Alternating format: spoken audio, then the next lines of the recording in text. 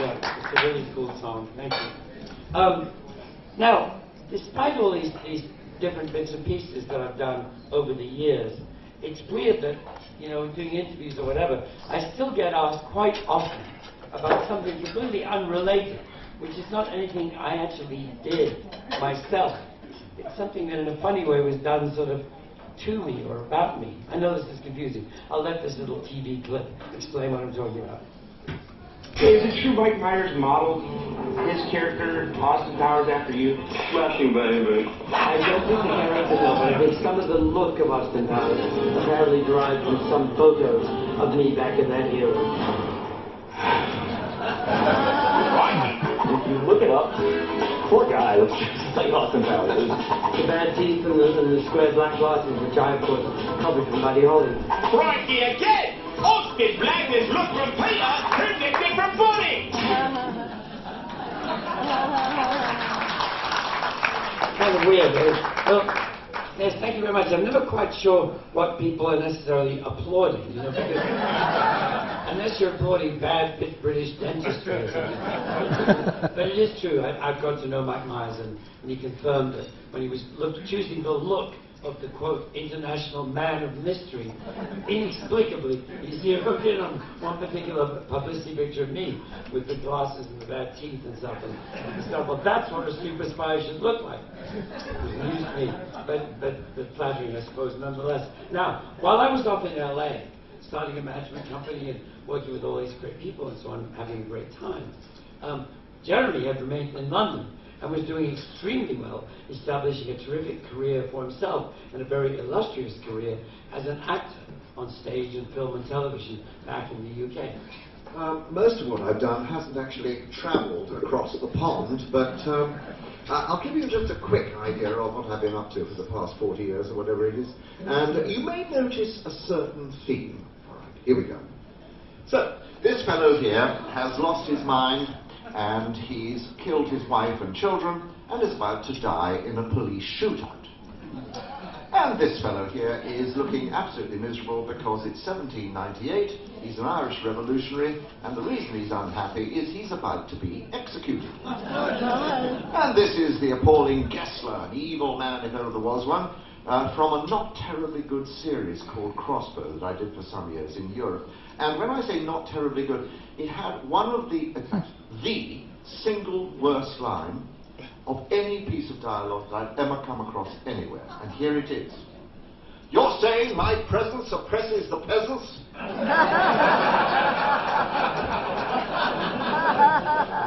He came to a sticky end? Okay. And here is, oh, he's a really bad man. This is Alfred Rosenberg. This is the Nuremberg war crimes trials. And he was the Nazi Party philosopher. His philosophy being to be extremely unpleasant to anybody who wasn't a Nazi. And guess what happened to him?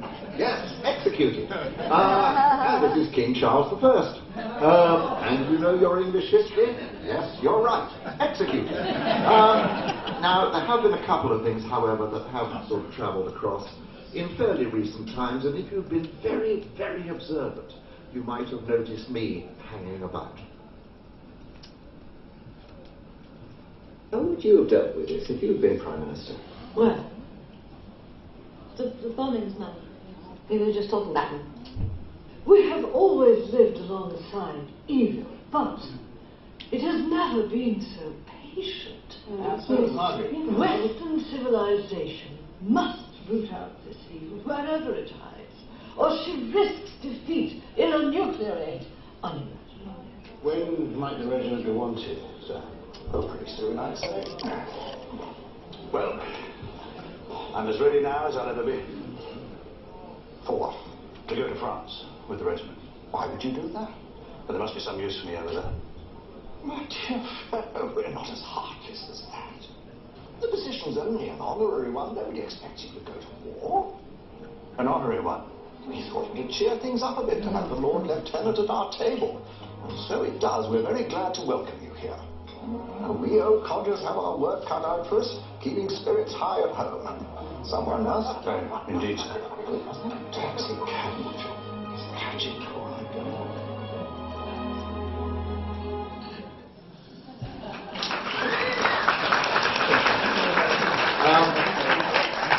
Somebody came to one of the shows recently and saw that clip from Downton Abbey and said, "Oh, that was great. There you were under all that makeup." There wasn't any makeup. Yeah. I wouldn't want that excellent little display of clips to make you think that Jeremy was the only actor on the stage this evening. Because I actually was an actor, child actor, and my career began a very long time ago. Because what happened is, I have two sisters, Jane, 2 years younger than me, Claire, 2 years younger again. And all three of us got signed up simultaneously by an acting agent in London, who thought she could get us all work.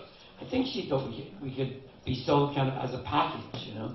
We found this old casting directory page, which, as you see, has all three of us. And interestingly, back then, I guess, color printing was too expensive because it was a black and white casting directory. And in the middle it says, the Asher family all have red hair. So evidently they had to explain that as our primary sales point, you know, not excellent actors or anything like that. But anyway, so we all signed on, and particularly Jane and I started getting work quite quickly. And actually, my first film, which I did when I was 8, was very distinguished in some ways. It was quite a big British film production. It was at Pinewood Studios, you know, which is the big studio where they do Bond and everything else. And my father was played by a British actor that only a couple of film buffs might remember, a guy called Jack Hawkins. Terrific actor. Oh, great.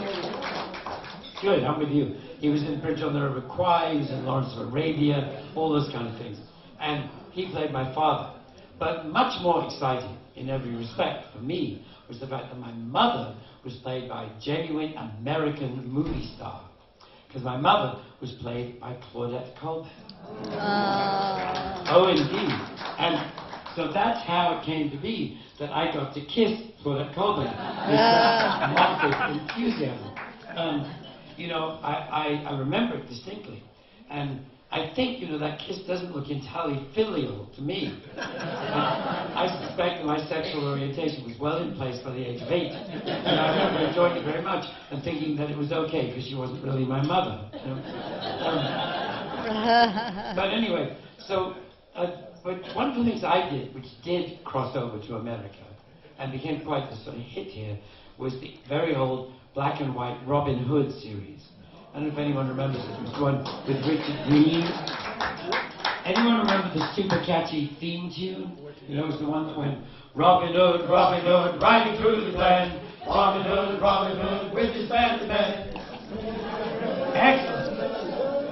Robin Hood, you got it. Well done. Yeah, that's like only the second night. People have remembered it. A little bit of a sing-along. It was a good song and a good series. Now, I played Prince Arthur. The sheriff and King John were always after me because I guess I was in line for the throne or something. I don't know. I forget the plot. But, as one does. But I was being very brave about the whole thing, as you can see. And they didn't get me. You know, Robin kept saving me to be in another episode, at least for a while. So I did about 5 or 6 of those, I think, as Prince Arthur. And it was great. I got riding lessons for like 2 days, archery lessons for 2 days, just so you could not look like an idiot, you know, doing your bow and arrow. And, which was fun. But then eventually, I guess Prince Arthur got written out, and, but they called again, a few months later, to actually hire myself and my sister Jane.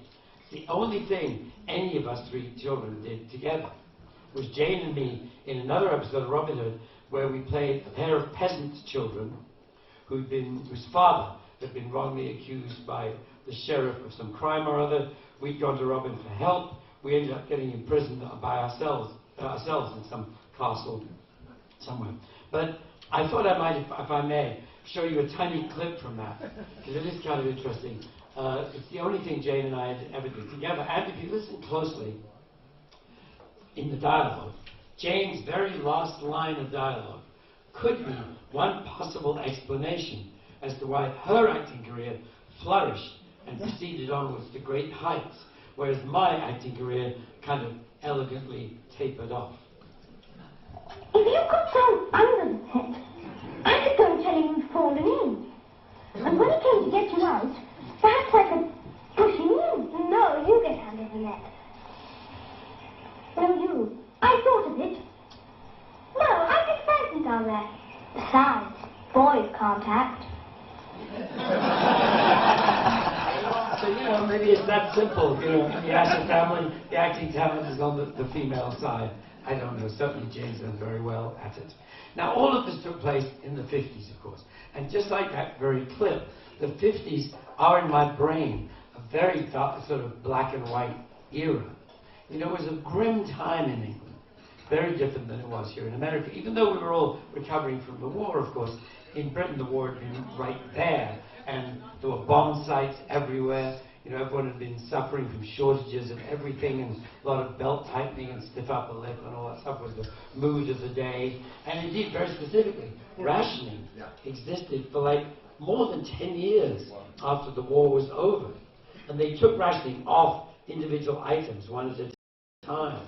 You know, and it was a very gradual process getting the economy and everything anywhere close to back to normal. And we distinctly remember, we were talking about this, we both remember when rationing was taken off sweets, as we call them, candy. So you'd actually go to the sweet shop on the corner and buy as many sweets as your pocket money would allow. And there was no limit, which there used to be. So that was kind of a big moment, and that was 1953. So that was many years after the war was over. Now, the other thing that happened in 53, which cheered us up as much as the sweets, if not more, was the fact that that was when we had celebrated a coronation. We crowned a beautiful new queen, brought her to the throne, where, of course, she still reigns, God save her. And not having the easiest time with her family, necessarily, but she's doing fine. I've never, I have to admit, met the Queen personally, quite, as such. But I came very close, because I did get invited, well, kind of more commanded, to attend Buckingham Palace when I was given this award they call CBE, Commander of the British Empire, which is a medal you get from the Queen, but you're actually given it sometimes by whatever member of the royal family was on duty at the time. And I was lucky enough to get it from William, one of the members of the royal family who's not currently in trouble. So, or making a nuisance of himself. But anyway, so, and it was great. You get a nice piece of bling to take home with you and so on. So it's a fine ceremony. The coronation, of course, was equally a very important ceremony for all of us in Britain. And it had a weird sort of side effect that you wouldn't have forecast, which is that once they decided that the coronation was going to be televised, it was going to be one of the very first live broadcasts of any significance ever in Britain. We only had the BBC, it was only on for 4 hours a night normally, you know, and televisions were quite expensive and so on. But a lot of people, including my family, decided to buy a television once it was announced that the coronation was going to be televised. And in the afternoon, live from Westminster Abbey. And we found this picture, actually, when we looked this up, of another family who'd done the same thing, obviously. And I remember being like amazing, because that is what our TV looked like, a huge wooden box with a tiny, fuzzy black and white screen in the middle of it. You know, and it was a scientific marvel from our perspective. And we were all very, very excited. And I remember sitting that afternoon watching the coronation and marveling at the scientific genius of the fact that we could be at home watching something happening live in Westminster Abbey. And I thought to myself, what could be cooler than this? Well, actually, I later discovered what was, in effect, cooler than that, which is that Jeremy was one-upping me when I hadn't even met him yet, and because he was not watching it from home on the new scientific invention.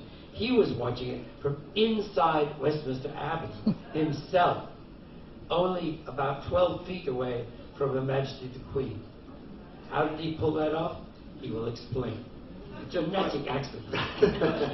Well, at the time of the coronation, my grandfather happened to be the 7th Duke of Wellington. I know, I can't help it. Anyway, and the point is that my grandfather had an important part of the ceremony, very important. And if you are one of the lords or ladies or dukes or earls or any of those people, you have to have a page. Why do you have to have a page? You have to have a page to carry the coronet. Now there I am, that's my lovely costume. That first television appearance, pivotal role. And you have to have it because at the height of the ceremony, obviously, is when the Queen is crowned. And that's when all the lords and ladies and dukes and earls and all the rest of them put on their coronets. So somebody's got to carry it behind them. Now, it wasn't until really quite recently that I'd heard that way above me on that day for the coronation in Westminster Abbey, up in the rafters somewhere, with absolutely no view of the proceedings at all, singing in the choir, was the young Keith Richards. Now, here is he, where is he? There he is, Sutra. Now we're going to put an arrow in, and there's Keith. There he is. And he hasn't changed a bit.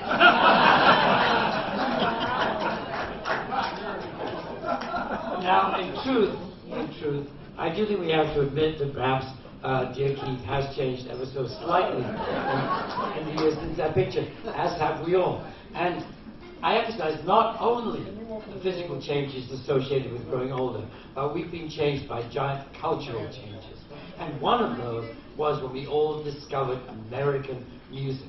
Yeah. We fell in love with jazz and rhythm and blues and folk music, and above all, of course, the miracle, the great American contribution to the culture of the universe, which is rock and roll. Yeah. And you can kind of date that quite precisely. Yes, 1956. 3 years after the coronation, everything changes. Now, you may have noticed that already that there's quite a lot of name dropping in this show. Well, here goes another one. George Harrison once told me, there it is, that he was riding on a bicycle through the outskirts of Liverpool in 1956, and it must have been spring or summer, and we know that because there was an open window. And through the open window, he could hear a record, something that was so extraordinary, so different, so wonderful, that it sort of spoke to him in a way that nothing had before. And it was so exciting that he had to get off the bicycle and stand under the window until the record had finished. And that record was Heartbreak Hotel.